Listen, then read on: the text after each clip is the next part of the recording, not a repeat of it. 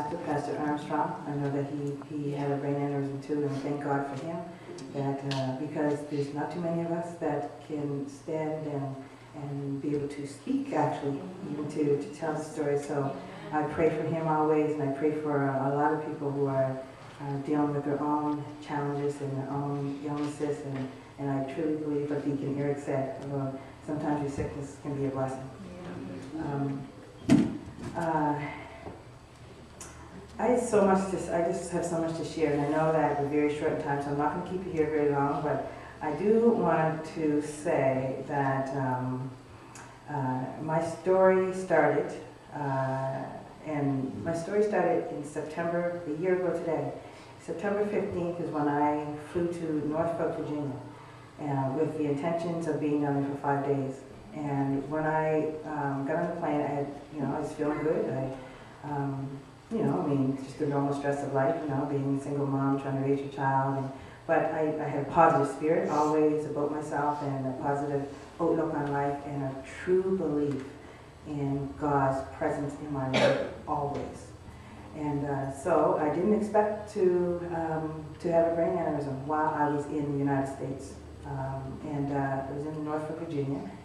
2 days after I got there, on a Friday night, September 17th, I was down visiting my niece, and I passed out in her kitchen. And when I passed out in the kitchen, I came to, I don't know how long I was out, but I was told now, of course, because there's people that also tell part of my story.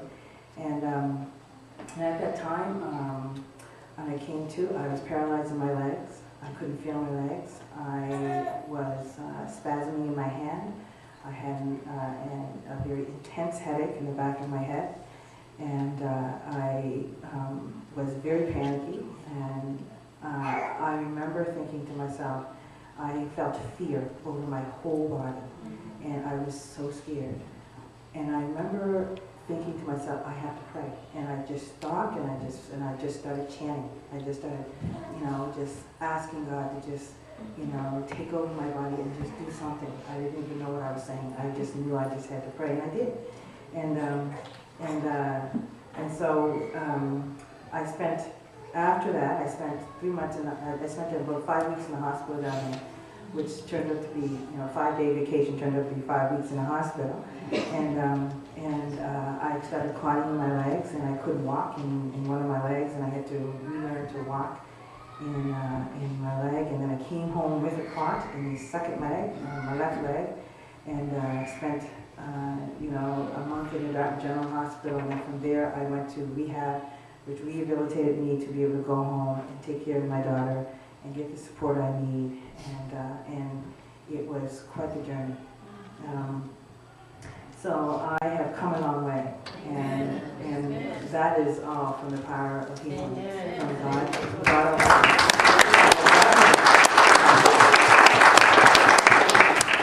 So I know that I have come to know that the fate of my life is and will always be in God's hands.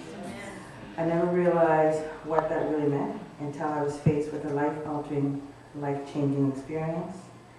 My strong belief, faith, and love for God was the only thing that got me through. Every step of the way, I felt God's presence. I felt Him in my heart. You talked about that. I felt Him in my soul. I felt Him in my mind, my every being. Every time, I never complained. People would tell you that I never complained. I never questioned, which is a lot of people, what a lot of people do is they question, why me, Lord? Yeah. I never did that. I don't remember ever saying and questioning. I figured that this is His plan for me, and I can't question it. He kept me alive to take care of my beautiful 9-year-old daughter, who's here with me today, who's gone downstairs, who has been so patient and understanding and resilient in her own struggle with her family, my sister and her husband, and their two children, 2 beautiful daughters, took care of her for the 3 months that I was healing. And at age 8, at that time she was 8, at age 8, you don't understand what's going on. And so I'm trying to explain to her what that means, and with the support and help of my family. And I'm telling you, she's such a beautiful child, and I think God sent her to me. And the way she is really helped me to heal. So I'm amazed at how she actually coped with that recovery. He kept me alive to share my story, to be a witness to his work. I've had my challenges in the past year, but whatever I went through and whatever I may experience in the future, I am armored with God's shield. His presence, His Spirit, and His ability to take care of all things gives me comfort and all of the confidence that I need to continue in this healing journey. I've always been a believer in the Lord. And the Proverbs 3 and 5 says, trust in the Lord with all thine heart, and lean not unto thine own understanding. So I can honestly say that I will continue to have faith and belief in God. I will allow God to use me to share my testimony, to help others, or touch others. I will use my voice as an instrument that God has given me to sing, to praise His name through music. And I will let God guide my path every step of the way, each and every day. So I want to end with a scripture, and it's Psalms 34:1, and it says, it says, I will bless the Lord at all times. His praise shall continually be in my mouth. I never would have made it. Oh no. I never would have made it without you. I would have lost it all. But now I see you were there for me, and I can say I never would have made it. Oh no, I never would have made it without you. I would have lost it all. But now I see you were there for me, and I can say I'm stronger, I'm wiser, I'm better, so much better. When I look back, all the thoughts you brought me through, I can say that you're the one I held on to. I never would have made it. Sing it, church. I never would have made it without you. I would have lost it all. And now I see you were there for me. Thank you very much for listening.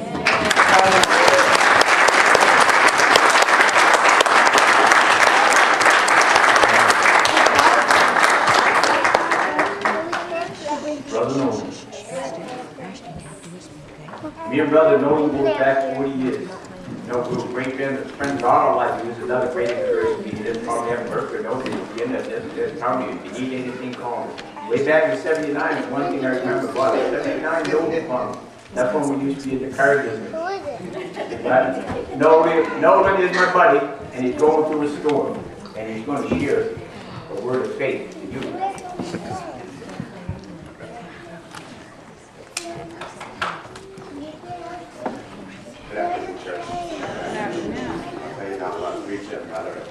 I don't think a real speaker, but I will say a few things.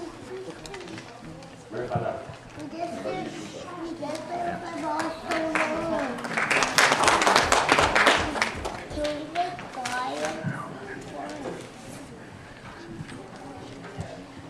So do I have some questions? The ball.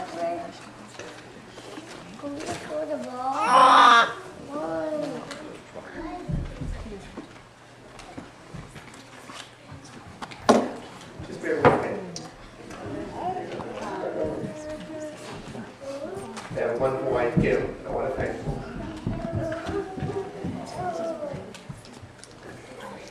Thank you for your patience. Come on, honey, you can do it. Come on. It's all right. As we all know, God is awesome. He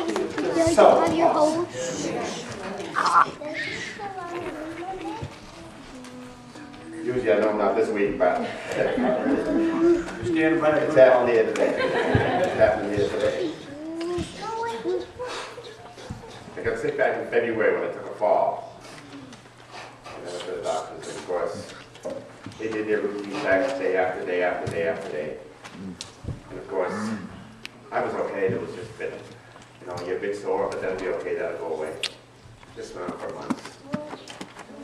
And then I go in the driving in the car with my wife and tell me, you're running away every top of the road. Why are you doing that?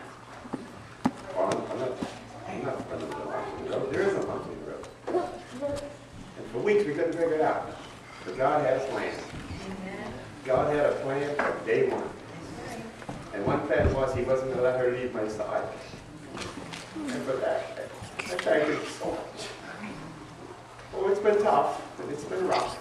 It's been a rough road. But God put everything in perspective, the way he had it to be. So we go to the hospital. You don't need the book. And we had a clot. You don't need It's just a Can I before the invention. Can I go make myself a drink?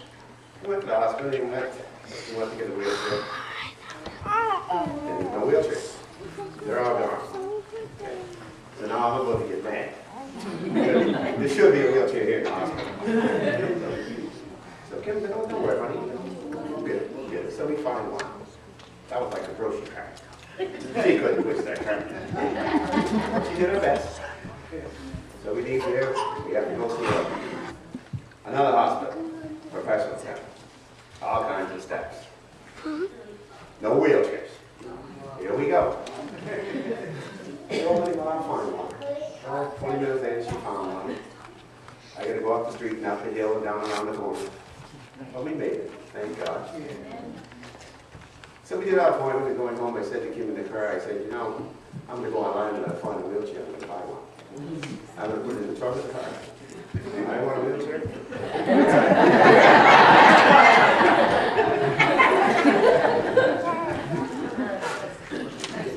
So we get home.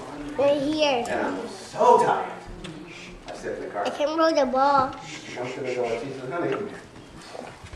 He said, you know who it was? You were on the phone. She said, wants you to call him back. Well, I told him for a half hour later. And I called him. He asked me, how you feeling today? I'm feeling pretty good. Went to some appointments. And I just mentioned quietly about the wheelchairs. Right away. Wheelchair. Are you going to be home at 1:30? I'm coming by to see you. And they came by to see me about my wheelchair. And that was Deacon Murphy. I call him Murphy, Deacon Eric, sorry. And I've been using that wheelchair more than enough. And I tell people about that wheelchair. There's a story behind it. God put that man in perspective in my life for a reason. I worked for him way back when. I'm not going to say the years, right? And, you know, he wasn't the man that he is today, I'll tell you that. But he was calm and collected. Never had no problems. But if you see the man today, as you all see up here, gee, what a guy. God has turned him around. So fun. So fun. So I'll say one thing for sure. Anybody that got Eric Murphy as a friend or just an acquaintance, God's got him there for a reason. God uses